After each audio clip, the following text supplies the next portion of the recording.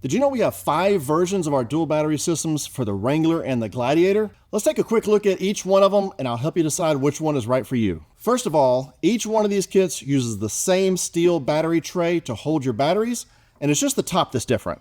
So let's take a look at the use case for each one of these. If you're the guy who likes to put everything together yourself, if you've got the time, the tools, and the skills to build a dual battery system, that's great. You're still gonna need a place to put the batteries. This DIY kit comes with the steel tray to hold the 2 batteries and a bare top lid so you can mount your own components and do your own wiring. If you've got specific requirements or you just wanna do it yourself, this is the way to go. If you're the guy that says, I don't really need dual batteries, I'm not running a bunch of electronics and lights and winches and all this stuff, it's still a pain to access that little stop-start battery that's located underneath the fuse box. So this is the kit for you. This is our stock battery relocation kit. This keeps your 2 stock batteries.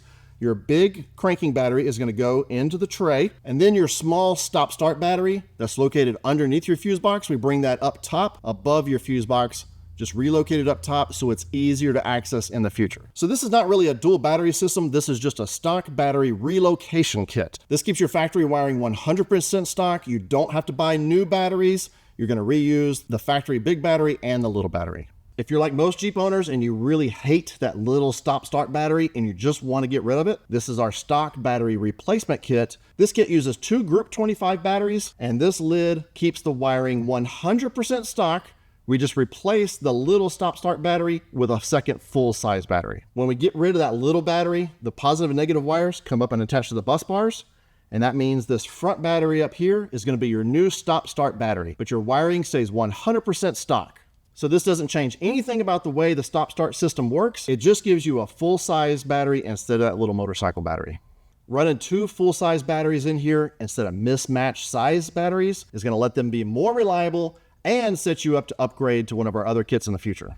If you want to run lights and a winch and a fridge and camping gear and charge your phone, and you still want to crank the engine the next morning, you need a real dual battery system. The Gen 3 Power Hub lets your alternator charge both batteries while you're driving, and then when you stop, as the voltage drops a little bit, any accessories that you hook up to the power and ground bus bars will run from the second battery and won't drain down your cranking battery. The whole idea here is to make sure you can always start the engine. We know all batteries eventually die, right? So if your cranking battery is too low to start the engine for whatever reason, just hit the boost button and that will jump start you from the power in your second battery. All the wiring is done for you right out of the box, so there's no wiring diagrams to figure out, no tools to buy. The lid sits right on top of the tray here, and the wires line right up with the battery post. Super easy to install. I always say if you're handy with a wrench and you follow our detailed installation video, you can install this in your driveway in a couple hours. If you want to run a lithium battery to run all of your accessories, well, then you're going to need to step up to our Omega system. The Omega system uses an onboard DC to DC charger from RedArc to charge up your accessory battery. That can be an AGM or a lithium for running all of your accessories. This system keeps the 2 batteries completely separated, so your alternator is charging the cranking battery and the RedArc Alpha is charging your accessory battery. And if you're running solar panels, you can plug those right into the port built into the Omega lid. So if you want to have the benefits of a lithium battery, the Omega system is the way to go.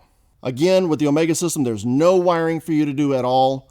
Every bit of the wiring is done for you right out of the box. So which one is right for you? Let us know down in the comments, or if you have any questions, please let us know. For more information, check out our website, genesisoffroad.com, and don't forget to subscribe for more helpful tech tip videos. Thanks for watching.